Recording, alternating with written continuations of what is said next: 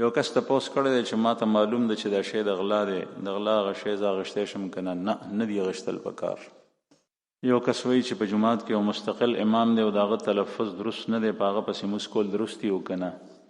بعضې تلفظ داسې وي چې هغه گنجایش وي، مونځ صحیح دی. بعضې داسې وي چې هغې کې گنجایش ني، نو دې کې د وضاحت نشته دی تر څو پورې چې هغه کس په خپل راغلی ني یا یو عالم معتبر د هغه امام تلفظ ته غوږ نه ایښی. یو کس تپوس کوي چې بعضې خلک روژه د اذان سره بندوي او د اذان سره یې ماتوي، آیا دا صحیح ده او دا درسته ده؟ خو چې اذان په وخت باندې کېږي، اذان چې په وخت کېږي او هسې روژه بندېږي د سبا راختو سره، د سبا راختو نه مخکې به یې بنده کړي چې سبا راخیږي ته چا خوراک څښاک بند کړي، او اذان عموما د سبا راختو نه پس کېږي، نو اذان سره بندول نه دي پکار. د اذان نه 15 منټه مخکې بندول پکار دي یا یو 100 منټه مخکې، خو هغه اذان چې په وخت کېږي او د اذان سره چې کوم بیا نو کولاولی شي. لیکن که چېرې چا اذان د وخت نه مخکې وکړو نو هغې سره روژه چې پرانیزي نو روژه ماته شوه او قضا ده در باندې، هغه روژه دې ونه شوه. یو کس وایي چې شرعي معذور پسې چې کوم مزونه شوي دي هغه واپس کول لازمي دي او که نه دي واپس، قضا یې نشته. یو کس وایي چې زما یو څو کوره دي د تجارت لپاره دي، د هغې مالیت تقریبا 1 کروڑ دی، لیکن دغه وخت کې ما سره پیسې نشته دی، آیا زکات وروسته ادا کولی شم که نه؟ نه، اوس پیسې قرض چا نه راواخله او د دې زکات ورکه، قرض پیسې راواخله او زکات یې ورکه. په تا باندې 2.5 لک روپۍ زکات دی چې د دې مالیت 1 کروڑ وي. چې د رستو کو مؤخر دی کو نو فرض د نه ساقطېږي نه، لیکن دا رستو کول یې ښه نه دي. یو کس وایي چې یو سړی دی هغه بادي بواسیر دي، هغه دپاره څه حکم دی؟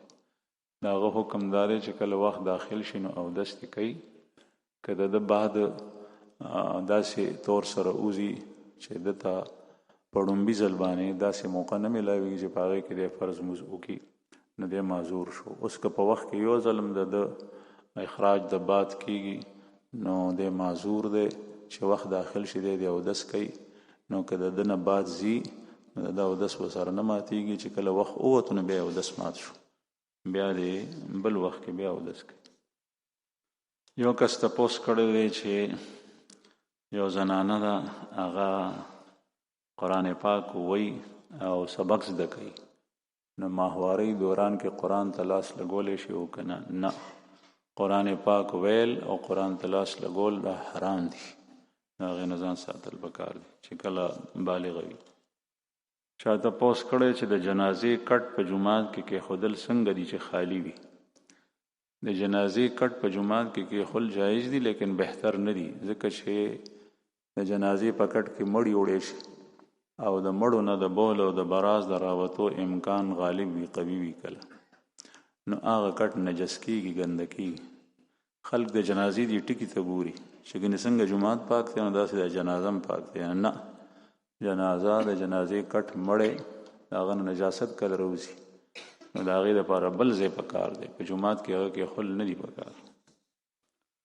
یو کس وایي چې خپل رور ته زکات ورکول چې هغه بیل وي او قرض هم دی ورپورې، زکات ورکولی شي که نه؟ رور ته زکات ورکولی شي، خور ته زکات ورکولی شي چې کله فقیران وي مستحق وي. البته زوی ته زکات نشي ورکولی، لور ته نشي ورکولی، مور او پلار ته نشي ورکولی. یو کس وایي چې یو سړی بهر ملک کار کوي او هغه ایزی پیسه راستوي، هغه موږ د بینک نه وصولو، آیا په دې کې سود شته دی او که نه؟ ما ته د ایزی پیسې متعلق پته نشته دی چې په دې کې د سود څه ترتیب دی، خو که داسې وي چې هغوی حق الخدمت اخلي، ځکه چې د بهر نه څوک پیسې راستوي نو په هغې کې یو د اداره استعمالیږي، ګڼ افراد په هغې اداره کې ملازمت کوي، ستا کور ته هغه پیسه را رسي نو خامخا په هغې کې خواري کوي، کوشش کوي، نو که د هغې کرایه او د اجرت په طور باندې دا پیسې اخیستی کېږي نو دا سود کې نه راځي. یو کس وایي چې زمونږ خپل جومات زما د کور نه تقریبا 250 میټرو فاصله باندې دی، اوس زما د کور سره په خوا کې یو جومات جوړیږي آیا زه مستقبل جماعت ته ځم او که دلته نږدې جماعت کې مونځ ادا کړم. نو یو خو دای چې یو جماعت هغه دی په هغې کې د جمعې مونځ نه کېږي، نو د جمعې د مونځ دپاره به هلته ځې چې کوم ځای کې د جمعې مونځ کېږي. دویم دا ده چې یو جماعت کې د جمعې مونځ کېږي بل کې هم کېږي، لیکن یو کې ستا دینی مذهبي منافع فواید ډیر دي، نږدې جماعت کې هغسې نشته دی، نو هغه لرې جماعت ته ځه. او که چېرې دواړه جماعتونه په دې څیزونو کې برابر وي، بیا چې کوم نږدې جماعت دی دغه ستا جماعت ته بیا دې ته ځه. یو کس تپوس کوي چې نبی کریم صلی الله علیه وسلم په رمضان شریف کې د عمرې چې کوم فضیلت بیان کړی دی، هغه فضیلت صرف د روژې په حالت کې دی او که یا د روژې د ماتولو نه پس هم دی. هغه فضیلت تعلق د روژې د ورځې سره نه د عبادت سره بلکې د رمضان د میاشتې سره دی. نو که یو سړی دلته نه د رمضان په میاشت کې ځي او هغه ورسېدو ماسخوتن هلته مکې مکرمې ته او خانه کعبې ته او د شپې عمره وکړه، حالانکه د شپې روژه نه ده، روژه ماته شوې ده، نو دا اجر دیم حاصلولی شي، ځکه چې د الله رسول د روژې حالت کې نه دی فرمایي، رمضان میاشت ذکر کړي. یو کس وایي چې ما سره تقریبا 9 تولې سونه ده، ما د زوی د واده د غرض باندې ایښي ده، د هغې ما لا کالی نه دی جوړ کړی، د دې نه علاوه ما سره 3.5 لکه روپۍ نقدم دي، د دې د زکات څه ترتیب دی؟ په دې نقدو پیسو باندې هم زکات شته، په دې سونه باندې هم زکات شته، تا د هغې کالی جوړ کړی او که نه جوړ کړی. دویم تپوس یې دا کړی چې زما د کور والا سره تقریبا 4 تولې زیور دي او د هغې به زکات ورکولی کېږي که نه، د کالی استعمالیږي هغه اچوي. کالی که د استعمال وي او که چا ځان سره امانت کړی وي پروت وي په صندوق کې، په دواړو صورتونو کې په هغې باندې زکات شته دی. یو کس وایي چې زمونږ په محله کې یو سړی دی مخکې سود کولو خو اوس یې توبه ایستي ده، نو د دې سړي صدقه او خیرات اغشتل څنګه دي؟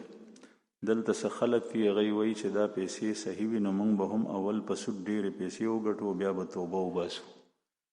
په دې خیال باندې ګناه کول ډېره خطرناکه خبره ده چې اول به دا ګناه وکړو بیا به توبه وباسو. دې ته جرأت علی المعاصی ویلی کېږي، دا ډبل ګناه ده. نو دا سوچ ډېر غلط دی. باقي یو سړي د سود پیسې وي نو هغه د هغه نه اغشتل نه دي پکار، هغه کس اغشتی شي چې د هغه د خوراک څښاک هیڅ درک نه لګي، د جوړو جامو څوک ورته نه قرض ورکوي او نه ورته خیرات ورکوي، داسې فقیر چې هغه بالکل کنګال وي هغه یې اغشتی شي.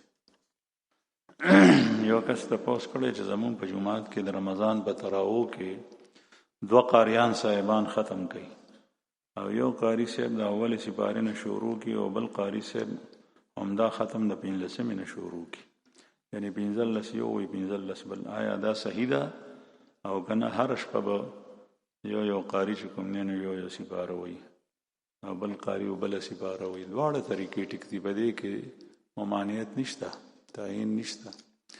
که 3 قاریان وي که 4 وي او چې ختم پوره وشي، او که 15 سپاره اول یو وي او 15 بیا بل قاری وي داسې هم ټیک ده، یو سپاره نیمه یو وي نیمه بل وي داسې هم ټیک ده، یو شپه یو وي بل شپه بل وي داسې هم ټیک ده، په دې کې خاص تعین ضروري نه دی. یو کس تپوس کړی دی چې یو سړی د شوګر مریض دی او هغه ته د خپلې نوکرۍ په وجه د هسپتال نه د شوګر دارو مفت ملاویږي، چې کوم دارو بچ شي که چېرې دی دا په دکاندار باندې خرڅ کړي، نو آیا دا خرڅول او د دې پیسې حلالې دي او که حرامې؟ که چېرې دا دارو دته د نوکرۍ په وجه دومره ملاویږي چې څومره د ده بیماري دا پې ټیک شي، نو بیا دا خرڅول نه دی جایز. د دومره دارو اغشتی شي چې څومره د ده د بیماري دپاره کافي شي، او که د ده د دارو یو خاص کوټه وي لکه دومره ډبي به تا ته ملاویږي بیا دی هغه خرڅولی شي، او که د بیمارۍ په حساب سره بیا نشي خرڅولی. یو کس وایي چې زما د نیکه ترو د هغه صرف یو لور وه، اوس په دنیا کې د هغه د لور نه علاوه بل څوک اولاد نشته، د هغه د وفات نه پس به دا مال څنګه تقسیمېږي؟ چې کله نور وارثان نی د چا او بیا چې کوم دی نو لور پاتې شي، نو بیا لور نیمه برخه د مال اخلي او نور بیا عصبت رسی. یو کس وی چې مونږ مختلف کسان یو ځای شوي یو 11 جریبه ځمکه مونږ اغشتي ده د کاروبار دپاره د ګټې دپاره، اوس تقریبا 2 کاله وشول، تر اوسه پورې هغه ځای خرڅ شوی نه دی. آیا په دې روپو باندې زکات شته او زکات په باندې شته؟ البته تا گنجائش دا شته چې ستا خوښه ده که هر کال زکات ورکې دغې او کنه چې دا پیسې ستا لاس ته راشي بیا زکات ورکې که تا سره نور ني، او چې کله د پیسې لاس ته رالې دا ځمکه خرڅه شوه او زکات ورکې نه بیا به د 13 ټولو کلونو ورکې، که 2 کاله تیر شوي د 2 به ورکې، که 3 تیر شوي د 3 به ورکې. یو کس وایي چې زما ډیوټي په دیر سوات کې ده او د جمعې مز اکثر د سفر د وجه نه جمع سره نشم کولی، زما راهنمایي وکړئ. د جمعې مز مسافر باندې د جمعې مز فرض پاتې نشي، بلکې مسافر د جمعې په ورځ د ماسپښین مز کولی شي. نو که ته مسافر یې کوشش دا کو بهتر دا ده چې حال ته یا دلته چې خپل ځای ته راشي نو مز کو د جمعې، لیکن که چېرې تا ونه کو د جمعې په ورځ د سفر په حالت کې بیا در باندې د جمعې مز فرض نه دی، ماسپښین مز فرض دی. یو کس تپوس کړی دی چې یو سړی دی په هغه باندې تقریبا 1,00,000 روپۍ زکات واجب شوی دی، یعنی چې دی به په زکات کې 1,00,000 روپۍ ورکوي. دغه کس ټول زکات یو سړي ته ورکي او که ډېرو کسانو ته ورکي، کوم یو صورت افضل دی؟ احناف زمونږ وایي چې بهتر دا ده چې دا کس دا ټول زکات دومره زکات یو کس ته ورنکي چې هغه په خپله مالدار شي او په هغه باندې زکات فرض شي، دومره مقدار یې ورکي چې هغه په باندې غني کیږي نه چې په هغه باندې زکات فرض شي. به هر حال که ورکو نو زکات ادا کیږي، او که 2-3 کسانو ته ورکو نو بیا هم ټیک.